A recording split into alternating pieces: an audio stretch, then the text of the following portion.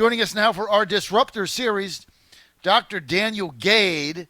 Now, he's running for U.S. Senate. We had Scott Taylor on, friend of ours, at the 8:30 hour. Dr. Gade, also an announced candidate for U.S. Senate in Virginia on the Republican side, wants to be the Republican nominee to take on Mark Warner. Now, impressive resume. Dr. Gade served in the U.S. Army 92 to 2017, so he's a vet. Been there, 25 years. Gade earned a BA that's a bachelor's degree, forget the acronym, in environmental science from the United States Military Academy at West Point, 97, West Point grad. Got a master's degree and a doctorate in public administration, kind of like Rob Whitman, and in public administration and policy from the University of Georgia Bulldogs, and 2007 master's and 2011 PhD. So he's a dog. I'm a Reb. I don't like the Bulldogs. I don't like Alabama. I don't like anybody in the Southeastern Conference except us. And I especially hate Mississippi State. Of course, the Rebels getting beat Saturday at Memphis State, or what do they call it now? The University of Memphis, whatever. They beat us. Not a good sign. It's not a good way to start the season when you get beat by Memphis.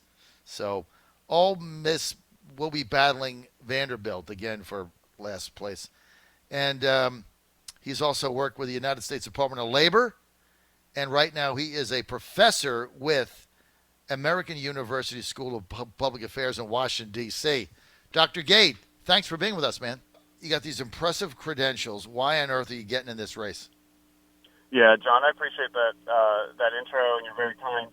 So when I first decided to join the United States Army in 1992, when I was 17 years old, I raised my hand to serve because the Constitution of the United States is absolutely worth serving and protecting, even at risk of life and limb. And, as it turned out, during my service, I was wounded in action twice in combat. I lost a leg in combat, spent a year in the hospital. And then after that, decided to continue serving.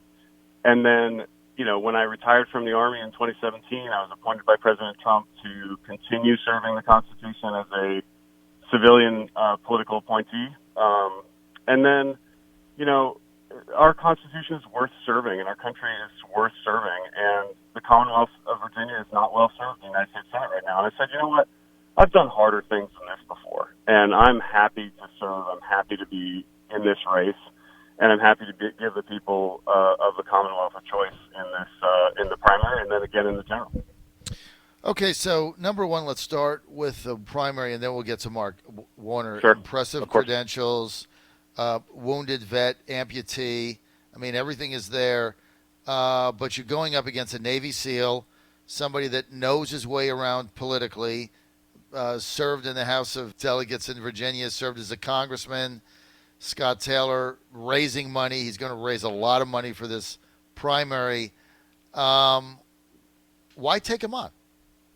Yeah, sure. I mean, here's what I would say to the people of the Commonwealth is simply that if you're happy with the way things are going in Washington, D.C., then send a politician there, and that's totally great. Scott served honorably in the Navy, and I'm proud of him for that, no problem. But for the last 15 years, he's been a politician. And if the people of the Commonwealth want to be subject to politicians and all of the sort of shenanigans that politicians do, then they should send a politician. But I'm not a politician. I'm a servant and a scholar and a husband and a dad and all of those things. But what I'm not is a professional politician. And so, as we get into this race, the people of the Commonwealth are going to have a chance to, they can look at our military records and all of that's fine. And then they can look at our character and they can look at our conduct and then they can weigh for themselves who they want representing them. And that's the beauty of a representative democracy like the one we have, is that the people get a choice. And so that's the choice we're going to be presenting to the voters. How are you going to raise money? Well, so we've already, the first SEC report is due at the end of October. We've been in the race only a couple weeks now, 2 weeks roughly. and it raised a good amount of money already, and we're looking to land that first FEC report with a splash. And for the people out there who are listening, you can we'd love to have you on the team. Our website is www.gadeforvirginia.com, and the donate link is on there, and even $5 is great. But we're raising money pretty well already, and there's a lot of people who are saying, politics as usual isn't doing it for us, and even some people who served with Scott in the House of Delegates and served with him in the Congress are coming on board quietly right now, but looking forward to be much more involved in the future as we get this race really underway. Daniel Gade, running for U.S. Senate. He's got to get through Scott Taylor, about 5 others, but Taylor's the one to beat. I have him as the heavy favorite here going into this primary. I'm going to get to Mark Warner in a minute, but let's stay with the primary bid. Other than style, and I think you called him a politician, any other beef with Taylor as the nominee? Any policy disagreements with him that you can point out a distinction, or is it just a style difference? Well, we'll get into all that on the trail, and his policy positions and all of that are open. They're on the web. They're easy to find. In a lot of ways, Scott is he's okay on a lot of things. There's a lot of areas where I think we generally agree, and those areas are things that I'll be happy to highlight. And then there's some areas where we disagree, and one of the things that I would just point out is that when you hire a politician to do this sort of work, you get kind of typical politician things, which is kind of blowing with the wind, which is kind of not being grounded on principle. And I'm going to be grounded on principle throughout this race and throughout hopefully my service in the United States Senate. So give me an example of an issue or a policy position that you think Taylor was not grounded in principle. That's a good one. I'm actually gonna defer that question for now and talk about that on the formal campaign trail when we're out talking to voters. That's not fair. That's not fair to do. Look at the record for themselves. That's not fair to do that. I mean, you just said that one of your differences, you're grounded in principle, and now you won't say what principle your primary opponent's not grounded in, Dr. Gade. That's not fair to make a statement without an example. That's just not fair. So to Taylor. So I'm asking you again, there's got to be something that Taylor did or voted on that made you make that statement. Yeah, well, let's just talk about. I'll talk briefly about how he talks about the president. So on the one hand, he says, I support the president and all that, and then on the other hand, he goes on Fox News. I don't remember the exact date on this, where he was kind of critical of the president, and I just feel like there are times to criticize the president. Certainly, just like anybody else, there are places where where there's room for disagreement, but that disagreement should take place privately and not in a public forum, and that's something that I think Scott's been sort of back and forth on. Dr. Gade, thank you for answering the question. Honestly, it's tough in my line of work. I mean, you say you don't want to be a politician, and my biggest challenge is getting politicians who come on my show 5 days a week, 4 hours a day, to give me a straight answer. And so I appreciate you finally answering the question. And that's the only thing. I don't care what your answer is. I just we owe it to our listeners to get answers. And so that's the only requirement I have, is to answer a question. A lot of times it takes me 5 days to Wednesday in an interview to get there. And if you don't want to be a politician, biggest thing that you can do to separate yourself out, answer a direct question. That's just my advice going forward. No matter what your political consultant says and how much you pay them, people just want direct answers. It's so refreshing. And so I would encourage you to continue to do that. Okay, so you got to get through Taylor. Let's say you do that. Now you're going up against Mark Warner, very tough candidate, won by a squeaker over Ed Gillespie the last time. Gillespie, a dreadful candidate for U.S. Senate. We said that publicly just about every day, was horrible, ran a horrible campaign, horrible candidate, and still Warner almost beat him. Do you think Mark Warner has to account for his comments on Senate Intel that he had something on the president having to do with Russian collusion. He got on TV almost every other week and said where there's smoke, there's fire, and he's got more questions than answers. And even when his counterpart, Chairman Burr, said after 2 years of 1,000 interviews, I have nothing, I'm abandoning the investigation, Warner split with him and said, no, I've got, I guess, alternative facts. Does he have to account for that? And if you're the nominee, are you going to demand that? Oh, gosh. Oh, absolutely, yes, account for that. So, you could go one of two ways on this. Either Mark Warner has been lying outright, or he's incompetent. But either way, we need to send him back to, back to the farm that he owns down by, I think, Leesburg. So, either way, he's not doing the duty that he's supposed to be doing as a United States Senator. And it's not just the Russia stuff. The Russia stuff is just the most recent example.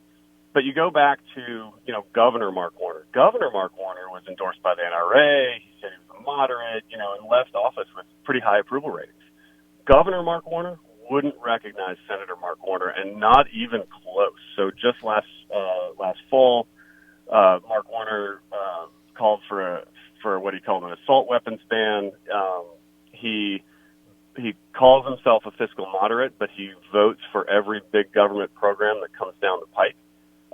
When it's President Obama, or someday, God forbid, it's President Bernie Sanders or somebody, Mark Warner is going to continue to do the same thing, which is just be a rubber stamp for whoever the Democrat is at the top of the ticket. And by the way, a rubber stamp against whatever the Republican president, in this case Donald Trump, wants to do. So, he talks about being a moderate. He talks about bringing people together, but his actions show that to be about a millimeter deep. It's just not true. And so the main challenge in this campaign will be to demonstrate that to the people of the Commonwealth. So everybody knows him. And, a tiny percent more than, in the 2014 election, a tiny percent victory shows that, people are ready for a change now.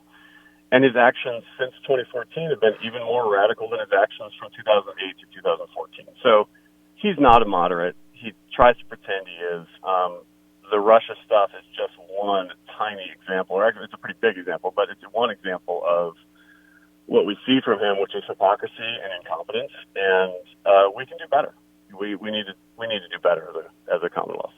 All right, I've got a minute and 50 seconds. Let's get to some of the key foreign policy issues. Let's start with Afghanistan. A deal apparently being made there. Trump getting ready to get most of our troops out. What say you? Yeah, I want to see the details of that deal before I decide one way or the other about it. In general, though, having been wounded in action twice, I'm fully aware of the cost of foreign policy and foreign adventurism, and if we can find a way to peacefully and successfully end the war in Afghanistan, I'm all for it. The president made overtures to meet with President Rouhani, Iran. A lot of people criticize him for that. Looks like he's been rebuked by Rouhani. Should the president, do you feel, go forward in attempting a bilateral meeting with President Rouhani of Iran? Yeah, absolutely. So here's the thing. One of the things that's refreshing, and one of the things I like best about President Trump, is that he is not tied to the foreign policy egghead consensus from all these people with PhDs. God bless them. But all these people with PhDs who tell him, "Oh, don't meet with this person because you'll end up with the same thing we've always had." Well, guess what? Our relationship with Iran has not improved significantly in the last couple of decades. And so President Trump is trying something new, and I think a new way of doing things is bound to shake up some of that relationship, and then we can come to hopefully move towards a more productive relationship where they're not threatening their neighbors and threatening the region. So I'm all for a new approach to foreign policy, and that's something that President Trump has been very good about. Last question, Dr. Gade. Prime Minister Modi, India annexing Kashmir, angering Pakistan. President Trump kind of boxed in, needs Pakistan for the Afghan negotiations, has a great relationship with Prime Minister Modi of India. That's Kashmir majority Muslim, Indian majority Hindu. He's taken their rights away. If you were in the U.S. Senate right now, what action would you want the U.S. to take, if any, on that on Kashmir being annexed by India? Yeah, so I think that one of the problems that the U.S. Senate has right now is sort of going off half-cocked with not enough information.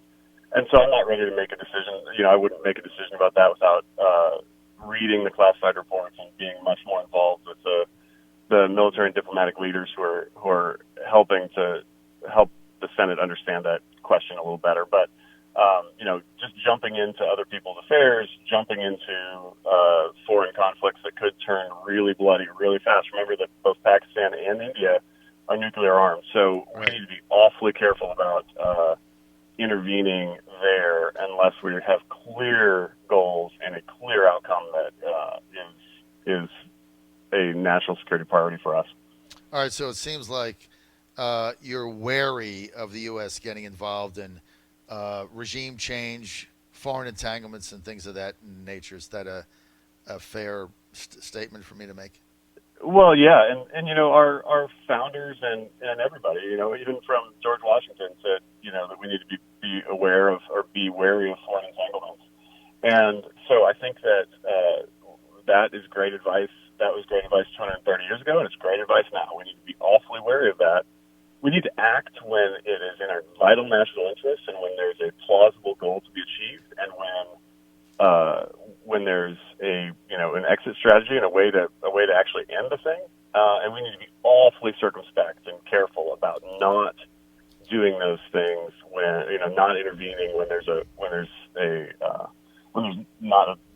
conditions aren't met. So you look at Libya. All we did with Libya was we tipped over the dictator and created another failed state. Right. It's a worse outcome than leaving Muammar Gaddafi in place in 2010 or whatever year that was. So absolutely. We've got a real problem there, and U.S. soldiers shouldn't bleed for politicians' adventures. Well, it's hard to make the argument that the U.S. and the Middle East, maybe not the people of these countries, but certainly the U.S. and much of the Middle East would have been better off if Gaddafi was still there. No question about it. If you look at the disaster that we created along with the French in Libya. I got to go. Dan Gade, I'm out of time. People want more info quickly. Where do they go? Go to www.gade4virginia.com, and we'd be thrilled to have your support